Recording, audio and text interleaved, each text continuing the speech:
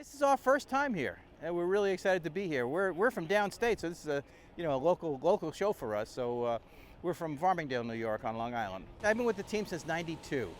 Geico Skytyper's Airshow team is a airshow demonstration team. We have 6 World War II, pre-World War II airplanes. They're like 1930, 1940, and 39, 40 airplanes. And we do a 18-minute low-level precision flying demonstration with about 20 maneuvers that demonstrate what aviators in Korea and World War II were taught. And a lot of those maneuvers are still used today. Yeah, these airplanes are, we see the dwindling number of World War II pilots and aircrew that come by. A lot of times will come to us when they see the airplanes, and we'll walk them through the airplanes and this and that. It's a big deal. It's touching for them. This was the first airplane they flew that was high performance.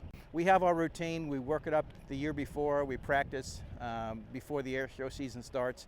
We make incremental changes, but we started a new routine about 2 years ago, and it's a much better routine. This is actually my first drive-in air show. This is my first time with the Thunderbird, so pretty excited to hang out with them. You're gonna see kind of the whole gamut of what the airplane can do. You're gonna see the basic aerobatics like loops and rolls and spins, up through a bunch of stuff that you're not used to seeing an airplane like that do. It's kind of the iconic aerobatic training airplane. It looks like, everyone thinks it's just a Cessna, looks like a high-wing airplane like that, but it's purpose-built for aerobatics. 2 seats, not a whole lot of horsepower, but a whole lot of fun. Some weird kind of knife edge and tumbling stuff, and a lot of stuff I pulled from my RC airplane flying days. It's my first time at Binghamton, so I'm really looking forward to it, especially flying with the Air Force Thunderbirds. Even though, Navy guy. Retired Navy, right? That's right. 79? You got it. Did I look in your bio too much? All right. That's kind of scary. I bought an old airplane that I could fly aerobatics with, so that was my Super Chipmunk.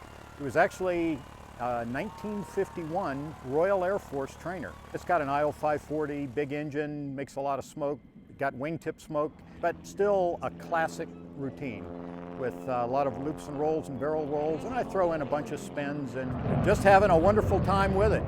Yeah, I love the MXS. It's an all-carbon fiber aerobatic airplane, arguably the best performing aerobatic airplane in the world. Like you say, Rob Holland, current, I think, 9 or 10-time U.S. national champion, flies it. So the airplane doesn't limit you. You're limited by your pilot skills.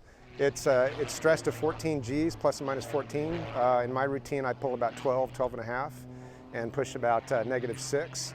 The airplane, I like to highlight what the airplane does best, and the airplane holds speed well, and it pulls a lot of Gs well. So I dive in a little over 300 miles an hour, and like I say, I pull about 12 and a half Gs and push about 6, and the airplane just does it wonderfully. It's about 500 degrees per second roll rate, so it gets right around. The airplanes I'd flown before, I flew a Pitts for a number of years, and then I flew a Giles 202, which rolled even faster.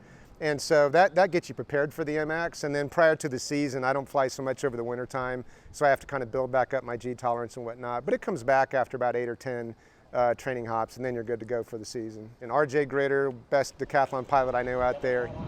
RJ and I both fly the circus together. Mark Meredith and I have flown a lot of shows together. Jerry Conley in the Jet, David Windmiller in the Edge. Yeah, it's a good group of people, and I'm looking forward to flying with them.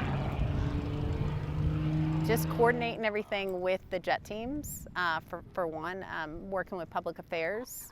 On David's part, they have to order smoke oil, they have to, it's a lot.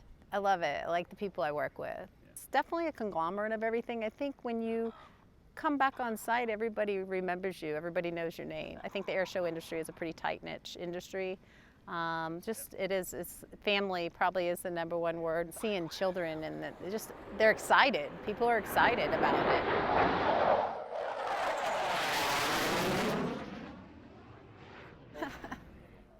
This is our second air show here at BGM under my tenure. The first was in 2018 with David Schultz Air Shows, and this one is even bigger and better. The lineup definitely has changed. We've got the Thunderbirds, as you can see behind me.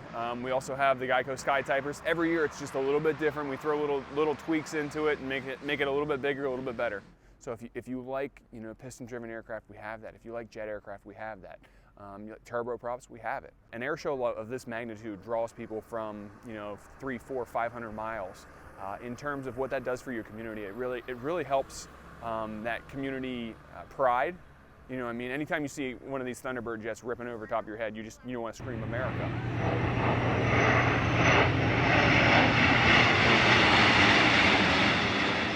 It is a proud feeling to be back here. We became a part of this airshow community in Binghamton in 2002 and have been a part of it ever since. We've seen a lot of great shows come through here, and this one in 2021 is going to be one of the top that we've done since 2002 when we were here. We brought the A-10 back here. It's a very popular aircraft for the southern tier of New York.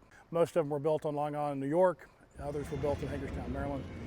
But it is a close air support that has saved thousands, tens of thousands of lives of Marine Corps, our allies, Army, JTACs. I mean, they're there in Iraq, Afghanistan, and throughout the world. When COVID struck last year, our company was fortunate enough to be able to work with the Air Force Base at F.E. Warren in Cheyenne, Wyoming, and we did the very first military-style drive-in air show.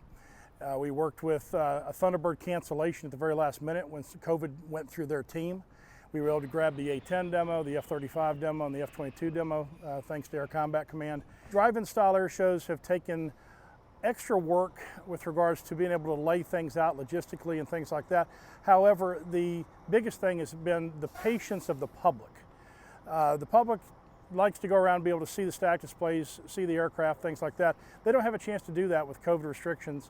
So we're working within the means that are given to us with health department restrictions, governmental restrictions, so that we can maintain a community event post-COVID here at the Binghamton Airport. It's a continuous effort to bring an aviation excitement and also something to get the kids' butts off the couches and outside to enjoy something other than watching a video game or watching something on TV. Come out here, learn something, be inspired, educated, and entertained.